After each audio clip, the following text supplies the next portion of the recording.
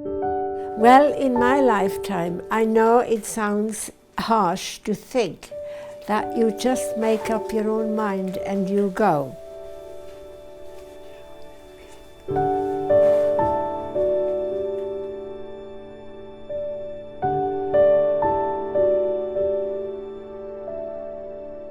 My name is Mrs. Nelly Scott-Niederberger. I am now 88 and a half.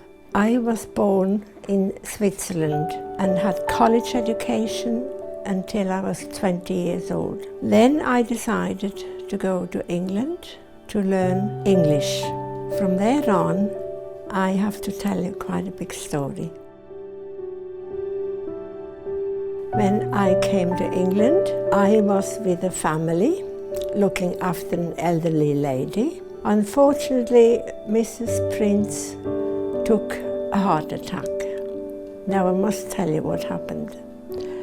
I was by myself in the afternoon with Mrs. Prince, and all of a sudden she keeled forward in her chair, and I jumped up from my chair. I said, "Oh, what's the matter?" "Oh my goodness, I think she's having a heart attack."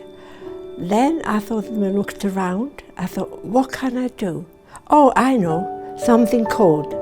I saw a big bottle of Chanel on the sideboard. I went and reached for that and threw the whole lot onto Mrs. Prince.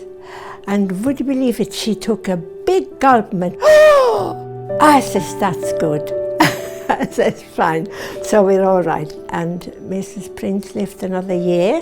But when we had the district nurse coming to look after Mrs. Prince, she used to say to me, "You would make a lovely nurse." I said, "I have no idea what I would have to do." "Don't worry, you would do fine." I said, "Thank you very much." This is exactly what I did. The matron said, "You will never learn English if you're not going to go and speak with English people. I am arranging some sort of entertainment." I was so petrified. I says, "I don't know how I'm going to do that. I don't speak very well English." "Yes, you will do fine." We were supposed to go to a big ship, a Royal Naval destroyer. I said, "I am not going to go." "Yes, you are." Well, I then jumped off the running bus, and she had to jump after me, my friend. And I said, "I am not going to go." She says, "Goodness, you could have killed us. You could have killed us."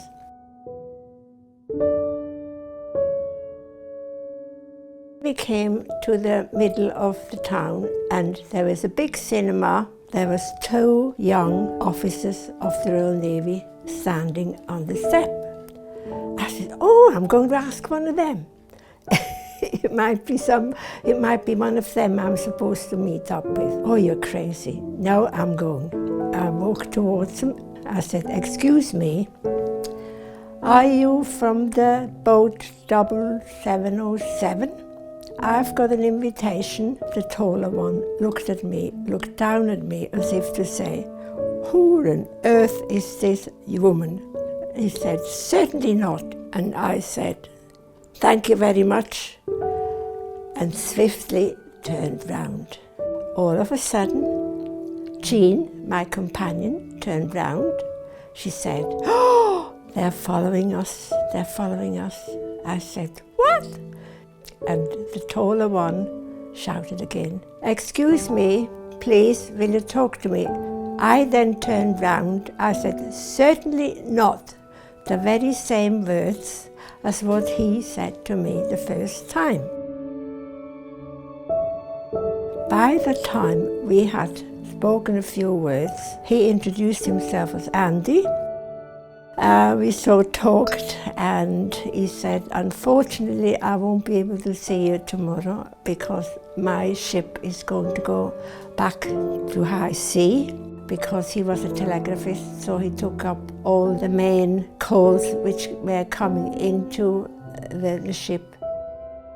Then I was on duty one day the matron at the hospital said to me, "Oh, I've seen you walking out with a nice young gentleman, a Royal Naval officer." Oh, and I blushed. Yes, it is. It me. Yes. Oh, he seemed very nice. I said, "Well, yes, he's all right. Thank you." So that's how it went on. Then I used to get letters.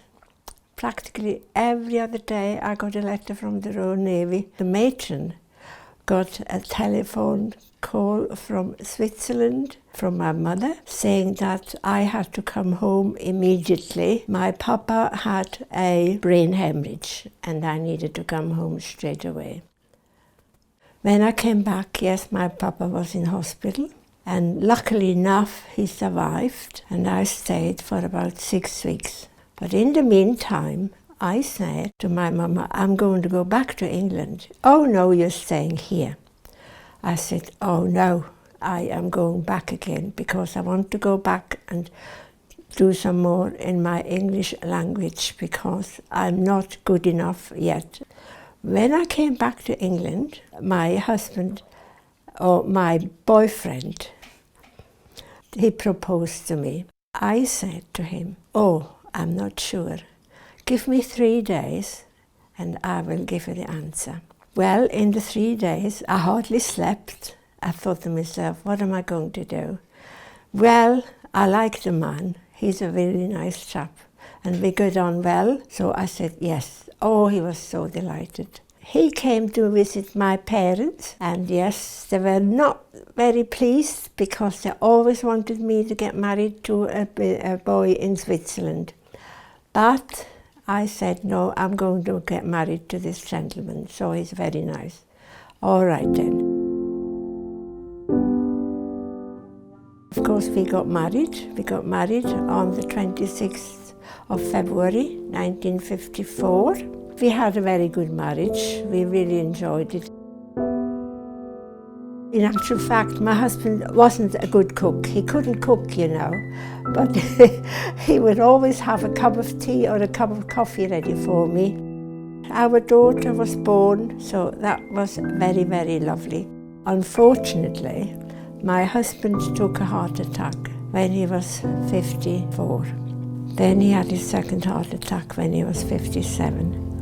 And he couldn't go back to work anymore. So unfortunately, he had my husband I had it at home. But I didn't mind because I was still working. So that was all right. We still had some money coming in. When he took his third heart attack, I was at home. By 3 o'clock in the morning, it was just as if somebody was shaking my arm, my right arm, saying, "Get up, get up, get up." And I jumped up and I ran downstairs and my husband was on the floor. And I said, oh my goodness, oh my goodness. And he kept saying, "Oh don't, oh don't." He was coherent, he was talking, but he was terrible. He looked really ashen looking, really bad. I said, oh my goodness, poor man. Come here, Andy, I'll get you sorted. So then I rang to the phone and I said, please, please hurry. My husband is having a heart attack. Get him straight away. And we got into the hospital. The doctor came out who was attending my husband. He said, he hasn't got a heart attack. I says, are you kidding? I says, would you please show me the graph of which you've just done? I will show you exactly where the thing says. And I pointed out exactly where the graph was going up and up with the heart attack. I says, there, that's it. Oh yes, okay, I'll go and give him an injection. And he came out, he says, your husband is responding. So I was allowed to go and see him. I says, Andy, you're all right. Come on, you're all right, you're all right. And then by about 8:30 in the morning, it just all of a sudden plummeted down. And I'm jumping up and I'm shouting, help, help, help, please, please help. And two of the nurses came, my husband is bad, my husband is bad. They came, oh my goodness, yes. And then I was told I had to get out. So that was that. And then after about 10 minutes they came and said he's gone.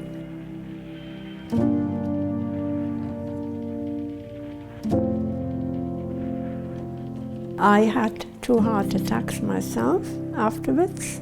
And my daughter said to me, "Mama, you'll have to come and stay with us in Cambridge." Her brother was standing beside her and he turned round. No, she's coming to stay with us. I said, hold on.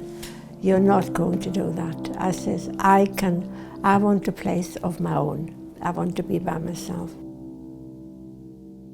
Well, I must admit, I keep saying to myself, I've been a very, very lucky person in many respects. I've had a good life and a good marriage and lovely children, great-grandchildren, they're all healthy. And I must admit, I've been so fortunate in that respect that I am absolutely delighted to say I can't regret anything, and I've kept myself busy. I still was homesick and I decided to start the Swiss Club. I was the president there, and yes, that's how my life's been. And even to this day, I never feel lonely. I always feel as if I can either do something or read something or write something. I'm always occupying myself with something, so I'm quite happy. Well, in my lifetime, I know it sounds harsh to think that you just make up your own mind and you go, because when I was a young lady, I decided I wanted to go to another country.